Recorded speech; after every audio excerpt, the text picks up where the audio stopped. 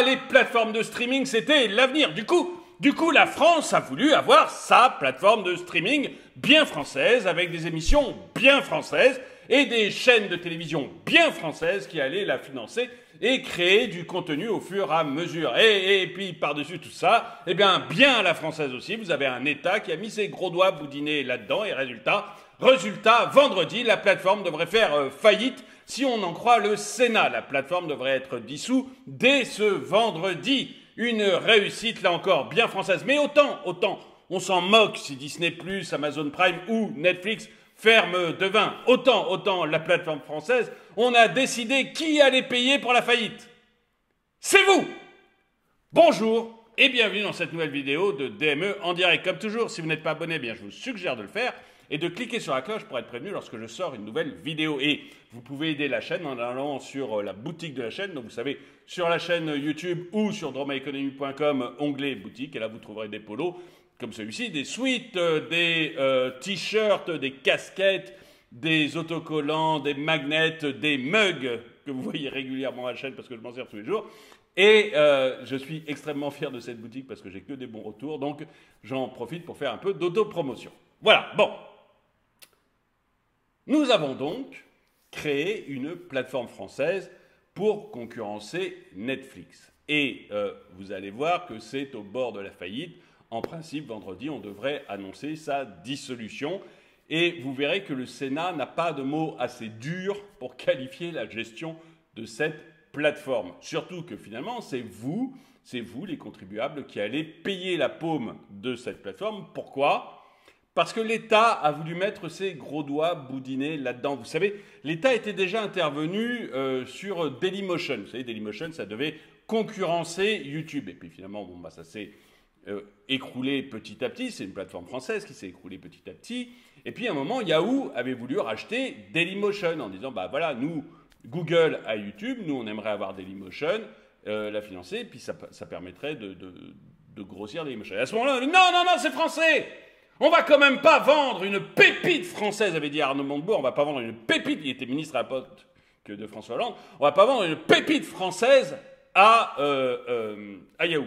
Pépite française qui appartenait pas à l'État, donc on voit pas bien ce qu'il venait foutre là-dedans, mais peu importe. Et le résultat, c'est que ça n'a pas été vendu à Yahoo et que Dailymotion... C'est quand la dernière fois que vous avez regardé Dailymotion ? Personne ne regarde Dailymotion, parce que Dailymotion n'a pas les financements suffisants pour grossir, pour grandir, etc. Financement qu'elle aurait peut-être eu avec Yahoo, qu'elle n'a pas actuellement. Donc voilà, manque de financement et ça s'effondre.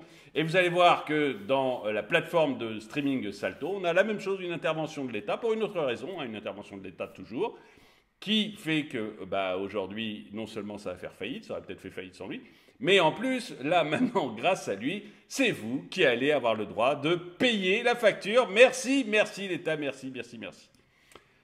La plateforme de streaming française Salto, qui avait initialement suscité les espoirs en tant que concurrent sérieux de Netflix, alors les espoirs de qui ? Mystère, parce qu'honnêtement, vous prenez les programmes de France Télévisions, de TF1 et de M6, ça fait quand même un tout petit peu moins rêver que le catalogue Netflix ou Amazon Prime. Mais bon.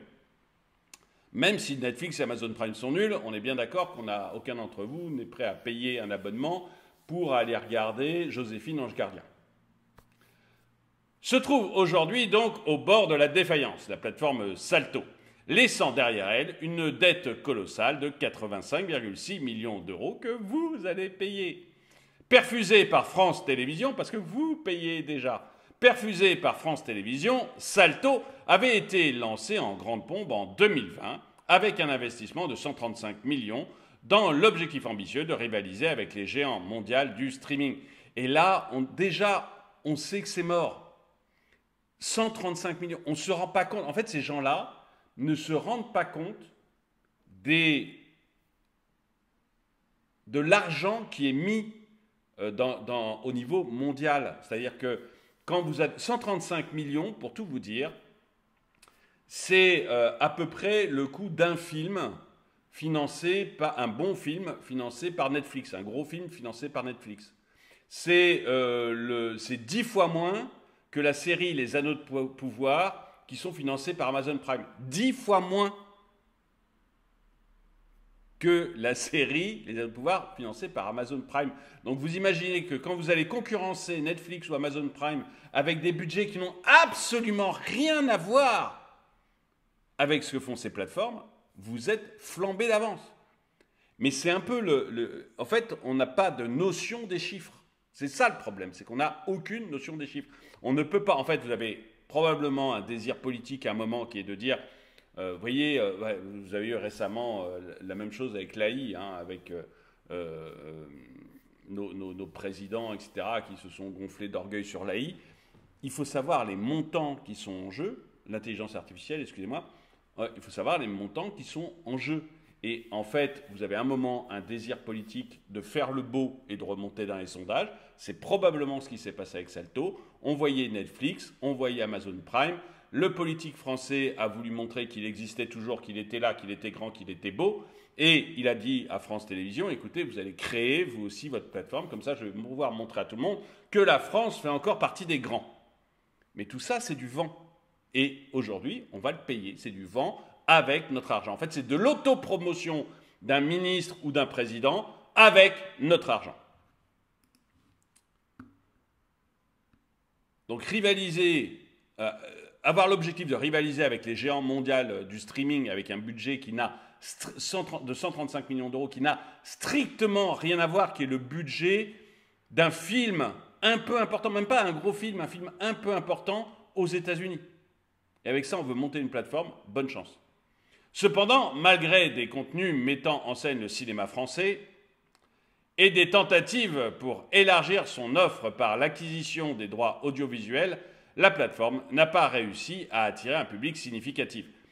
Et les films français jugés nombrilistes, j'ai déjà fait une vidéo pour montrer les résultats des films français, c'est une catastrophe absolue. C'est-à-dire que vous avez un bon film qui sort, un film un peu connu ou un peu bien foutu qui sort, ou une série un peu bien foutue qui sort. Il y en a. J'ai déjà dit que je regardais Cœur Noir en ce moment, qui est une série que j'adore. Mais vous avez une série où vous avez eu un moment Le Bureau des légendes, qui était aussi une série exceptionnelle. Vous avez un bon film, ou une série qui sort de temps en temps en France, et puis tout le reste, c'est nul, c'est totalement nul, et personne ne va les voir. Ça ne sort uniquement que parce que c'est financé toujours par l'État, le CNC, encore des sous-sous dans votre poche, et ces films n'existent que parce qu'ils sont financés par l'État et que ça permet à des intermittents d'avoir un job et à une idéologie d'essayer de passer auprès du public. Mais personne ne va les voir, ces films. Donc faire une plateforme basée sur le cinéma français, c'est mort. Dès le début, c'est mort, quoi. Ou alors, il faut aller chercher des vieux films type Tonton Flingueur. Mais voilà, ça ne va pas plaire à tout le monde. Et puis, il y a quand même déjà beaucoup de gens qui l'ont vu et qui vont s'interroger sur la pertinence de payer tous les mois une plateforme où les films, c'est les Tontons Flingueurs et la Grande Vadrouille.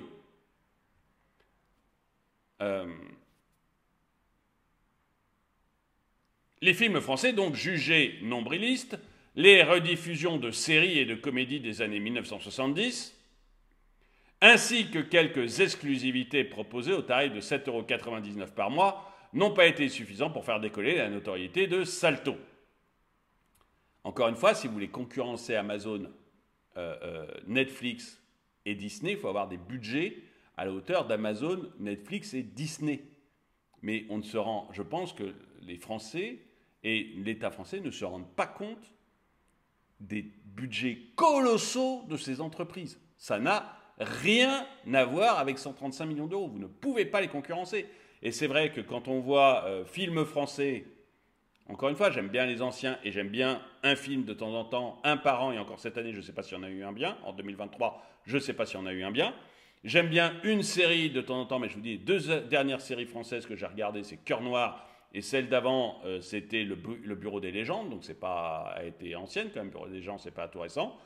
Et des comédies des années 1970, donc La Grande Vadrouille, ça fait pas rêver, vous n'avez pas envie de payer tous les mois pour ça. Moi, si j'ai envie de regarder La Grande Vadrouille avec mes enfants, ou les Tontons Flingueurs, ou Il ne faut pas prendre les enfants du bon Dieu pour des canards sauvages, autre très bon film, je les achète, soit en format DVD, soit en VOD, mais je les achète et puis c'est réglé, quoi. Je ne paye pas tous les mois 7,99 €.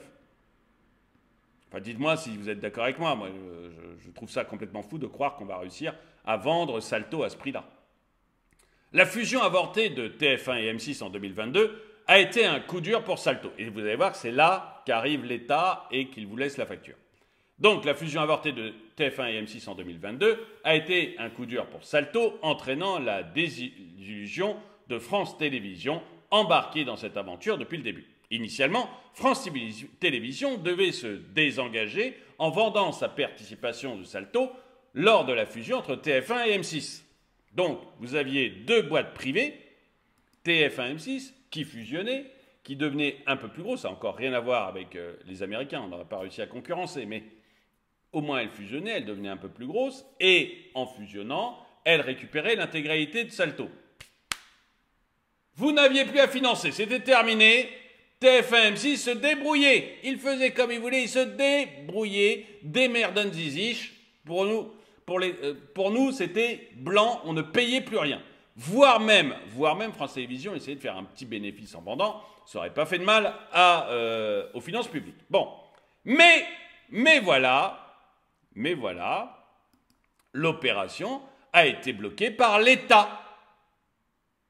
L'État, avec ses gros doigts, s'est dit non, on ne va pas fusionner TF1 M6. C'est mal. Pourquoi?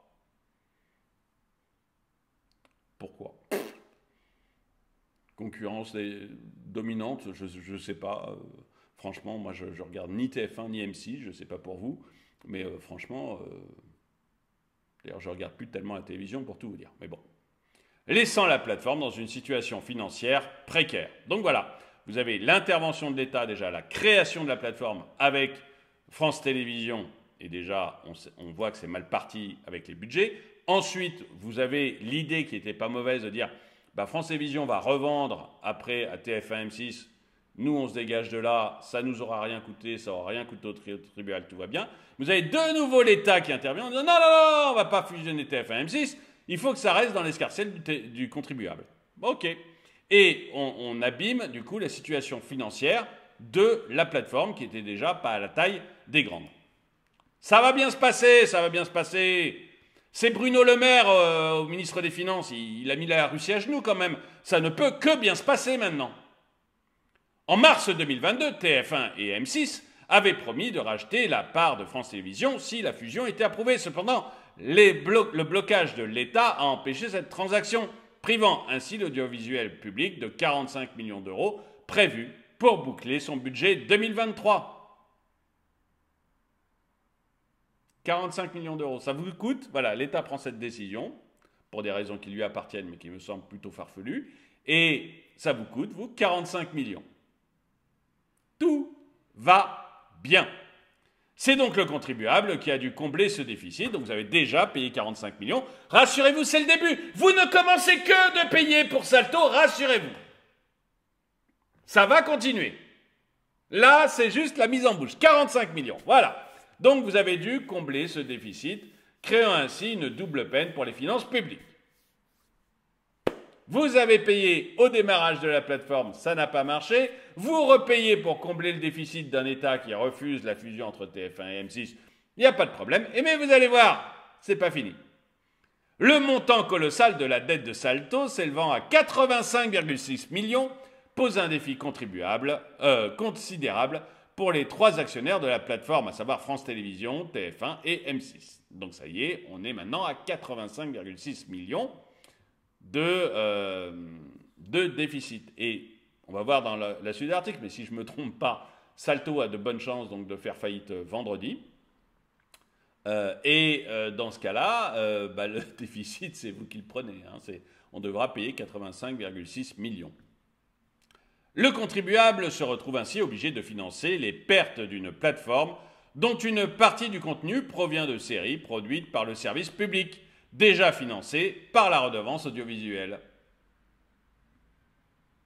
Des séries qu'en plus, on n'a pas tendance à beaucoup regarder. Je ne sais pas si vous connaissez une bonne série du service public, dites-le moi, n'hésitez pas, mais moi, je regarde pas la télé, donc je ne peux pas trop vous dire, mais comme ça, il n'y en a aucune qui me vienne à l'esprit. Bon, donc vous avez payé avec la redevance, vous avez payé les séries ont été prises sur Salto, et maintenant vous allez payer Salto. Tout va bien. La situation financière de Salto est également affectée par tout ça. Je le dois. Tout ça, c'est pas moi qui l'invente, hein, si vous voulez. C'est Colin qui m'a envoyé un article qui m'a intéressé. Merci Colin de m'avoir envoyé ces articles. Et puis je suis allé sur Public Sénat. Hein, donc tout ça, c'est le Sénat qui le confirme. Hein, c'est pas moi.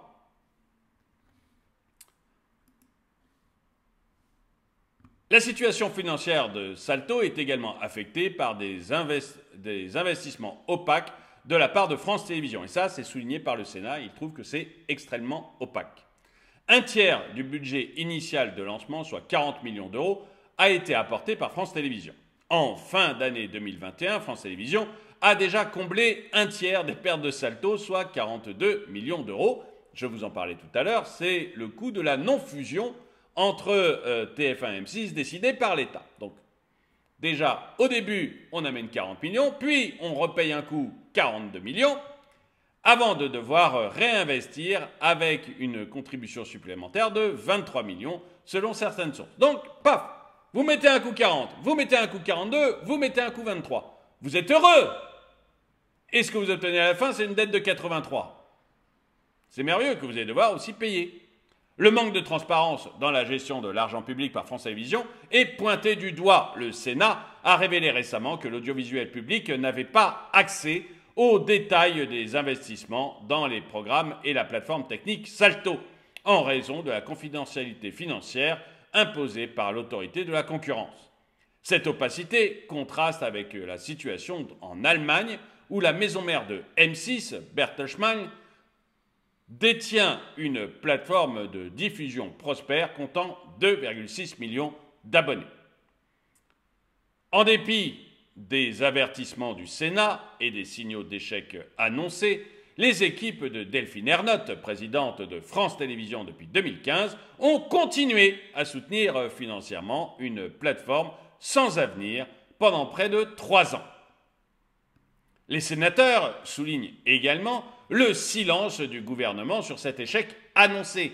Et effectivement, depuis le début, on sait que ça va se planter. Il n'y a pas les budgets suffisants. Et appelle à une réforme de l'audiovisuel public, incluant le développement d'une stratégie numérique conforme à la spécificité du service public.